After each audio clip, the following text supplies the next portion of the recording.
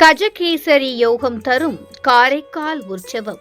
அருள்மிகு சுந்தராம்பிகையுடன் இறைவன் கைலாசநாதர் எழுந்தருளியிருக்கும் ஒப்பற்ற தலம் காரைக்கால். இங்கே நடந்து வரும் பங்குனி திருவிழாவில் ஐயன் யானை வாகனத்திலும் அம்பிகை சிம்ம வாகனத்திலும் திருவீதி வலம் வந்து திருக்காட்சி அளித்தனர்.